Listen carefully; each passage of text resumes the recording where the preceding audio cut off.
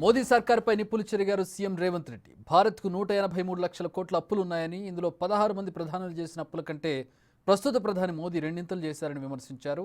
తన పరివారాన్ని కాపాడుకోవడానికి ఆయన ప్రయత్నిస్తున్నారని ఆరోపించారు. దేశాన్ని మోదీ, అమిత్ షా, ఆదానీ, అంబానీ చెరబట్టారని ఆగ్రహం వ్యక్తం చేశారు. ఆదానీ మెగా కుంభకోణంపై విచారణ జరపాలని డిమాండ్ చేశారు.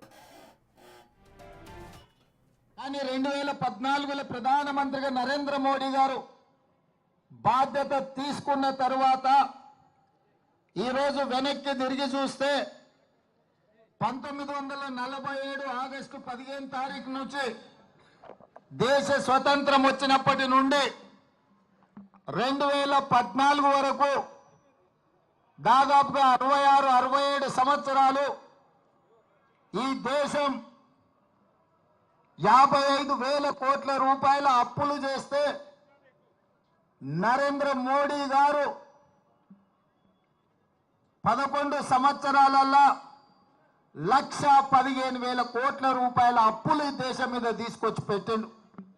ఇవాళ దాదాపుగా భారతదేశం 183 లక్షల కోట్ల రూపాయలు ఈరోజు అప్పుల్లో ఉంటే ఒక్క నరేంద్ర మోడీ గారి నాయకత్వంలోనే 16 మంది ప్రధానమంత్రులు చేసిన దానికంటే రెండంతల అప్పులు తీసుకొచ్చి దేశాన్ని అప్పుల ఊపిలో ముంచిండు.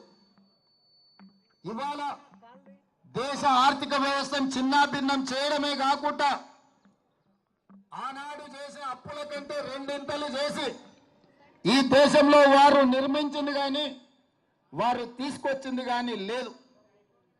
హమ్ దో హమారే దో అని ప్రకటనలు చూసేది. నరేంద్ర మోడీ, అమిత్ షా కలిసి అదానీ, అంబానీలను ఈరోజు గుజరాత్ నుంచి తీసుకొచ్చింది.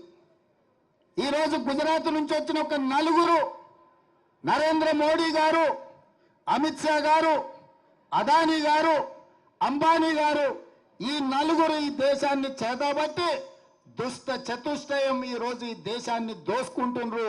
దోపిడీలో భాగంగానే సెబీ చైర్పర్సన్ గారు పాల్పడ్డ తప్పిదాల మీద విచారణ చేయండి, తక్షణమే ఆవిడను తొలగించండి, ఆవిడైనా రాజీనామా చేయాలి సెబీ చైర్పర్సన్ గా, లేకపోతే కేంద్ర ప్రభుత్వమే ఆవిడను తొలగించాలి అని మన నాయకుడు రాహుల్ గాంధీ గారు, మల్లికార్జున్ ఖర్గే గారు డిమాండ్ చేశారు. ఆ పని చేయలేదు. ఆ పని చేయనప్పుడు జరిగిన అవకతవకల మీద లోక్సభ, రాజ్యసభలో జాయింట్ పార్లమెంటరీ కమిటీని వేయండి అని కాంగ్రెస్ పార్టీతో పాటు ఇండియా కూటమి డిమాండ్ చేసింది.